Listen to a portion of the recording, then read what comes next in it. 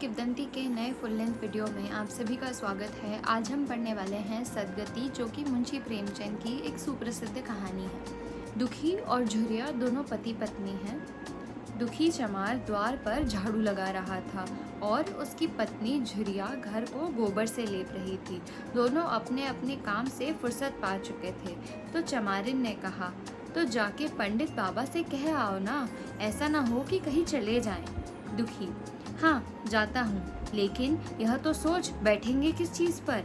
झुरिया, कहीं से खटिया न मिल जाएगी, ठकुराइन से मांग लाना। दुखी, तू तो कभी कभी ऐसी बात कह देती है कि देह जल जाती है। ठकुराइन वाले मुझे खटिया देंगे, आग तक तो घर से निकलती नहीं, खटिया देंगे। कैथाने में जाकर एक लोटा पानी मांगू तो न मिले, भला खटिया कौन देगा। हमारे उपले, सेंठे, भूसा, लकड़ी थोड़े ही है कि जो चाहे उठा ले जाए। ले अपनी खटोली धोकर रख दे, गर्मी के तो दिन हैं, उनके आते आते सूख जाएंगे। झुरिया, वह हमारी खटोली पर बैठेंगे नहीं, देखते नहीं कितने नेम धर्म से रहते हैं। दुखी ने जरा चिंतित होकर कहा, हाँ यह बात तो है, महुए के पत्ते तोड़कर एक पत्तल बना लूं तो ठीक हो जाए। पत्तल में बड़े बड़े आदमी खाते हैं, वह पवित्र है। ला तो डंडा, पत्ते तोड़ लूं। झुरिया, पत्तल मैं बना लूंगी, तुम जाओ, लेकिन हाँ उन्हें सीधा भी तो देना होगा, अपनी थाली में रख दूं। दुखी, कहीं ऐसा गजब ना करना, नहीं तो सीधा भी जाए और थाली भी फूटे। बाबा थाली उठाकर पटक देंगे, उनको बड़ी जल्दी क्रोध चढ़ जाता है। क्रोध में पंडिताइन तक को तो छोड़ते नहीं। लड़के को ऐसा पीटा कि आज तक टूटा हाथ लिए फिरता है। पत्तल में सीधा भी देना। हाँ मुदा तू छूना मत। छुरी गोंड की लड़की को लेकर साह की दुकान से सब चीजें ले आना, सीधा भरपूर हो। सेर भर आटा, आधा सेर चावल, पाव भर दाल, आध पाव घी, नून, हल्दी और पत्तल में एक किनारे 4 आने पैसे रख देना। गोंड की लड़की न मिले तो बुर्जिन के हाथ पैर जोड़कर ले जाना, तू कुछ मत छूना, नहीं गजब हो जाएगा। इन बातों की ताकीद करके दुखी ने लड़की उठाई और घास का एक बड़ा सा गट्ठा लेकर पंडित जी से अर्ज करने चला गया। खाली हाथ बाबा जी की सेवा में कैसे जाता। नजराने के लिए उसके पास घास के सिवाय और क्या था। उसे खाली हाथ देखकर तो बाबा दूर से ही दुत्कारते। पंडित घीसाराम ईश्वर के परम भक्त थे। नींद खुलते ही ईशोपसान में लग जाते, हाथ मुंह धोते 8 बजते, तब असली पूजा शुरू होती, जिसका पहला भाग भंग की तैयारी थी। उसके बाद आधे घंटे तक चंदन रगड़ते, फिर आईने के सामने एक तिनके से माथे पर तिलक लगाते। चंदन की 2 रेखाओं के बीच में लाल रोली की बिंदी होती थी। फिर छाती पर, बाहों पर चंदन की गोल गोल मुद्रिकाएं बनाते। फिर ठाकुर जी की मूर्ति निकालकर उसे नहलाते, चंदन लगाते, फूल चढ़ाते, आरती करते, घंटी बजाते। 10 बजते बजते वह पूजा से उठते और भंग छानकर बाहर आते। तब तक 2-4 जजमान द्वार पर आ जाते। ईशोपासन का तत्काल फल मिल जाता। यही उनकी खेती है। वह आज पूजन गृह से निकले तो देखा दुखी चमार घास का एक गट्टा लिए बैठा है। दुखी उन्हें देखते ही उठ खड़ा हुआ और उन्हें साष्टांग दंडवत करके हाथ बांधकर खड़ा हो गया। एक तेजस्वी मूर्ति देखकर उसका हृदय श्रद्धा से परिपूर्ण हो गया। कितनी दिव्य मूर्ति है। छोटा सा गोल मटोल आदमी, चिकना सर, फूले गाल, ब्रह्म तेज से प्रदीप्त आंखें, रोली और चंदन देवताओं की प्रतिभा प्रदान कर रही थी। दुखी को देखकर श्रीमुख से बोले, आज कैसे चला रे दुखिया। दुखी ने सिर झुकाकर कहा, बिटिया की सगाई कर रहा हूँ महाराज, कुछ साइड सगुन विचारना है, कब मर्जी होगी। घासी, आज मुझे छुट्टी नहीं, हाँ सांझ तक आ जाऊंगा। दुखी, नहीं महाराज, जल्दी मर्जी हो जाए, सब सामान ठीक कर आया हूँ, यह घास कहाँ रख दूँ। घासी, इस गाय के सामने डाल दे और जरा झाड़ू लेकर द्वार तो साफ कर दे। यह बैठक भी कई दिनों से लीपी नहीं है, उसे भी गोबर से लीप दे। तब तक मैं भोजन कर लूं, फिर जरा आराम करके चलूंगा। हाँ यह लकड़ी भी चीर देना। खलिहान में 4 खांची भूसा पड़ा है, उसे भी उठा लाना और भुसाली में रख देना। दुखी फौरन हुक्म की तामील करने लगा। द्वार पर झाड़ू लगाई, बैठक को गोबर से लीपा। तब तक 12 बज गए। पंडित भोजन करने चले गए। दुखी ने सुबह से कुछ नहीं खाया था। उसे भी जोर से भूख लगी थी, पर वहाँ खाने को क्या धरा था। घर यहाँ से मील भर था। वह खाने चले जाए तो पंडित जी बिगड़ जाएं। बेचारे ने भूख दबाई और लकड़ी फाड़ने लगा।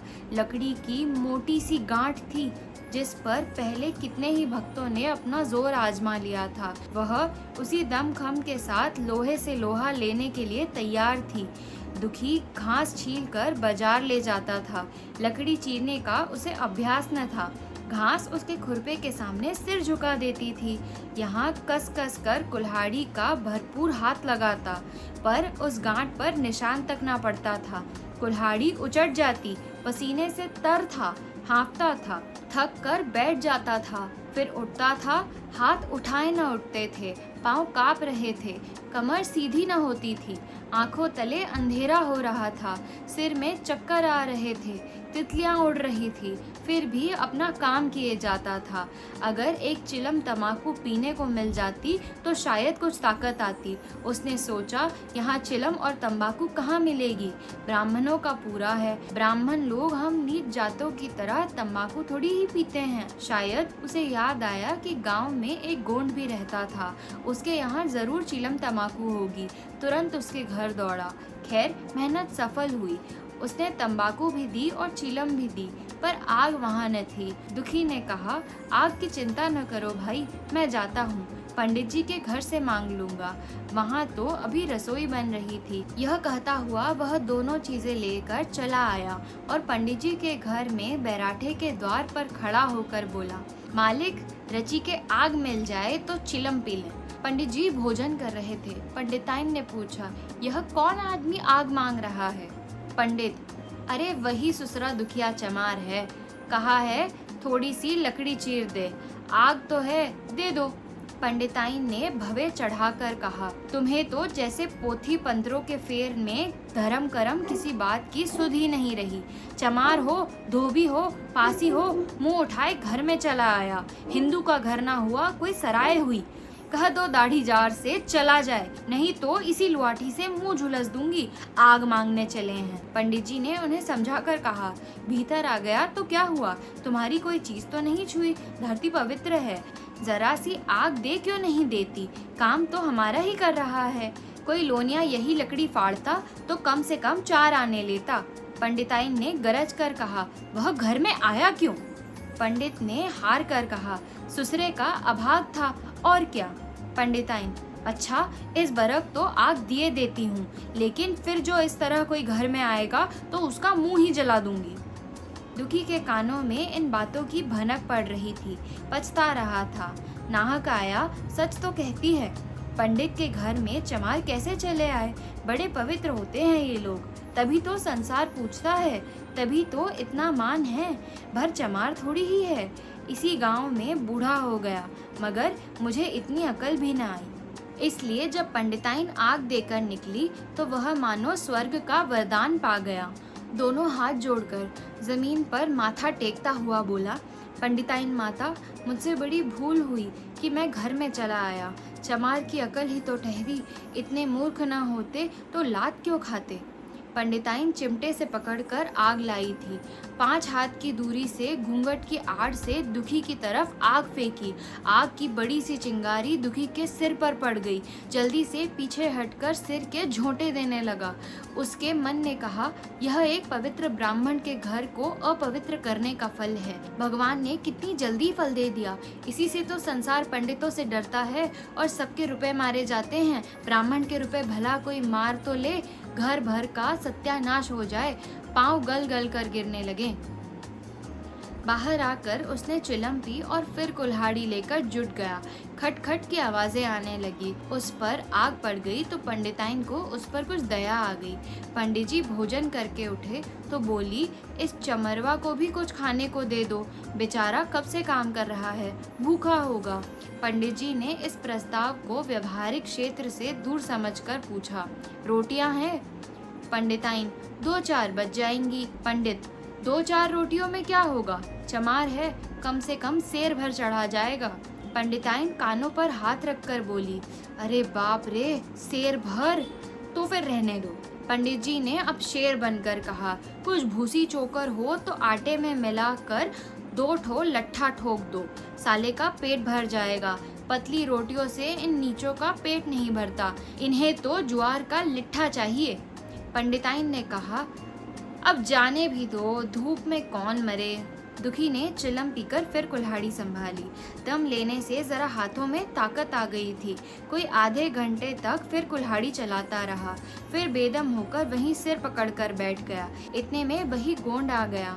बोला, क्यों जान देते हो बूढ़े दादा, तुम्हारे फाड़े यह गांठ न फटेगी, नाहक हलाकान होते हैं। दुखी ने माथे का पसीना पोंछकर कहा, अभी गाड़ी पर भूसा ढोना है भाई। गोंड, कुछ खाने को मिला कि काम की कराना जानते हैं, जाके मांगते क्यों नहीं। दुखी, कैसी बात करते हो चिखोरी, ब्राह्मण की रोटी हमको पचेगी। गोंड, पचने को पच जाएगी, पहले मिले तो मूछों पर ताप देकर भोजन किया और आराम से सोए, तुम्हें लकड़ी फाड़ने का हुक्म लगा दिया। जमींदार भी कुछ खाने को देता है, हकीम भी बेगार लेता है तो थोड़ी बहुत मजूरी दे देता है, यह उनसे भी बढ़ गए, उस पर धर्मात्मा बनते हैं। दुखी, धीरे धीरे बोलो भाई, कहीं सुन ले तो आफत आ जाए। यह कहकर दुखी फिर संभल पड़ा और कुल्हाड़ी की चोट मारने लगा। चिखुरी को उस पर दया आई, आकर कुल्हाड़ी उसके हाथ से छीन ली और कोई आधे घंटे खूब कस कस कर कुल्हाड़ी चलाई, पर गांठ में एक दरार भी न पड़ी।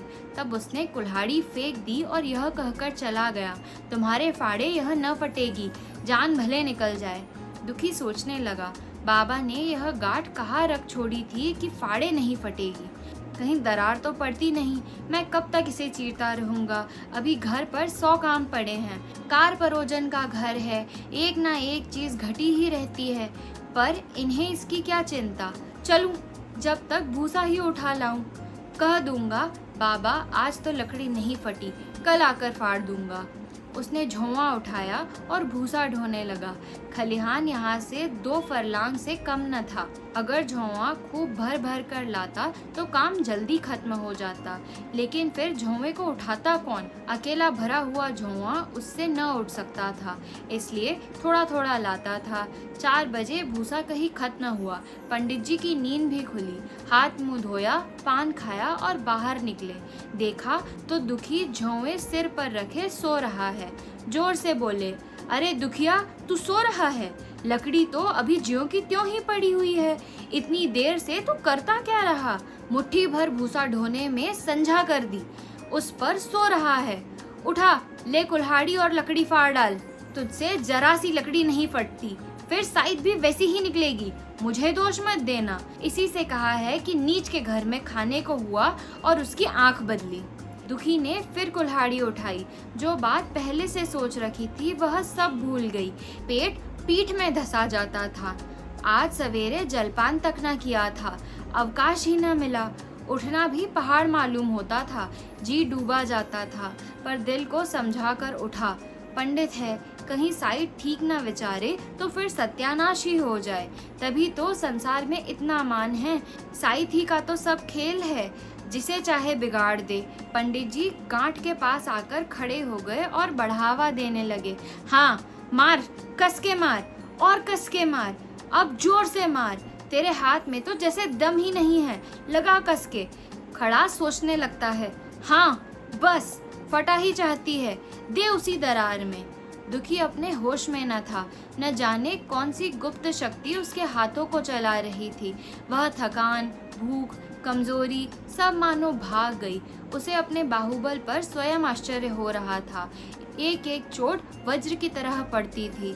आधे घंटे तक वह इसी उन्माद की दशा में हाथ चलाता रहा, यहाँ तक कि लकड़ी बीच से फट गई और दुखी के हाथ से कुल्हाड़ी छूटकर गिर पड़ी। इसके साथ वह भी चक्कर खाकर गिर पड़ा। भूखा, प्यासा, थका हुआ शरीर जवाब दे गया। पंडित जी ने पुकारा, उठ के 2-4 हाथ और लगा दे, पतली पतली चैलियां हो जाए। दुखी न उठा। पंडित जी ने अब उसे परेशान करना उचित न समझा। पंडित जी ने भीतर जाकर बूटी छानी, शौच गए, स्नान किया और पंडिताई बाना पहनकर बाहर निकले। दुखी अभी तक वहीं पड़ा हुआ था। जोर से पुकारा, अरे क्या पड़े ही रहोगे दुखी? चलो तुम्हारे ही घर चल रहा हूँ, सब सामान ठीक ठीक है ना? दुखी फिर भी ना उठा। अब पंडित जी को कुछ शंका हुई। पास जाकर देखा तो दुखी अकड़ा हुआ पड़ा था। बदहवास होकर भागे और पंडिताइन से बोले, दुखिया तो जैसे मर गया। पंडिताइन हकबका कर बोली, वह तो अभी लकड़ी चीर रहा था ना? पंडित, हाँ, लकड़ी चीरते चीरते मर गया, अब क्या होगा? पंडिताइन ने शांत होकर कहा, होगा क्या, चमरौने में कहला भेजो, मुर्दा उठा ले जाए। एक क्षण में गांव भर में खबर हो गई। पूरे गांव में ब्राह्मणों की ही बस्ती थी। केवल एक घर गौंड का था। लोगों ने उधर का रास्ता छोड़ दिया। कुएं का रास्ता उधर से ही था। पानी कैसे भरा जाए? चमार की लाश के पास होकर पानी भरने कौन जाए? एक बुढ़िया ने पंडित जी से कहा, अब मुर्दा फेंकवाते क्यों नहीं? कोई गांव में पानी पिएगा कि नहीं? इधर गौंड ने चमरौने में जाकर सबसे कह दिया, खबरदार, मुर्दा उठाने मत जाना, अभी पुलिस की तहकीकात होगी। दिल लगी है कि एक गरीब की जान ले ली। पंडित होंगे तो अपने घर के होंगे, लाश उठाओगे तो तुम भी पकड़े जाओगे। इसके बाद ही पंडित जी पहुंचे, पर चमरौने का कोई आदमी लाश उठा लाने को तैयार न हुआ। हाँ, दुखी की स्त्री और कन्या दोनों हाय हाय करती वहां चली और पंडित जी के द्वार पर आकर सिर पीट पीट कर रोने लगी। उसके साथ 10-5 और चमारिनें थी। कोई रोती थी, कोई समझाती थी, पर चमार एक भी न था। पंडित जी ने चमारों को बहुत धमकाया, समझाया, मिन्नत की, पर चमारों के दिल पर पुलिस का रौब छाया हुआ था। एक भी न आया। आखिर निराश होकर लौट आए। आधी रात तक रोना पीटना जारी रहा। देवताओं का सोना मुश्किल हो गया, पर लाश उठाने कोई चमार न आया। और ब्राह्मण चमार की लाश कैसे उठाते? भला ऐसा किसी शास्त्र पुराण में लिखा है? कहीं कोई दिखा दे। पंडिताइन ने झुंझला कर कहा, इन डाइनों ने तो खोपड़ी चाट डाली, सभी का गला भी नहीं थकता। पंडित ने कहा, रोने दो चुड़ैलों को, कब तक रोएंगी? जीता था तो कोई बात न पूछता था, अब मर गया तो कोलाहल मचाने के लिए सब के सब आ पहुंची। पंडिताइन, चमार का रोना मनहूस है। पंडित, हाँ, बहुत मनहूस। पंडिताइन, अभी से दुर्गंध उठने लगी। पंडित, चमार था ससुरा की नहीं, साध असाध किसी का विचार है इन सबों को? पंडिताइन, इन सबों को घिन भी नहीं लगती। पंडित, भ्रष्ट है सब। रात तो किसी तरह कटी, मगर सवेरे भी कोई चमार न आया। चमारी ने भी रो पीट कर चली गई। दुर्गंध कुछ कुछ फैलने लगी। पंडित जी ने एक रस्सी निकाली और उसका फंदा बनाकर मुर्दे के पैर में डाला और फंदे को खींचकर कस दिया। अभी कुछ कुछ धुंधलका था। पंडित जी ने रस्सी से पकड़कर लाश को घसीटना शुरू किया और गांव से बाहर घसीट ले गए। वहां से आकर तुरंत स्नान किया, दुर्गा पाठ पढ़ा और घर में गंगा जल छिड़का। उधर दुखी की लाश को खेत में गीदड़ और गिद्ध, कुत्ते और कौवे नोच रहे थे। यही जीवन पर्यंत की भक्ति, सेवा और निष्ठा का पुरस्कार था। यह कहानी थी सदगति, जो कि मुंशी प्रेमचंद के द्वारा लिखी गई थी।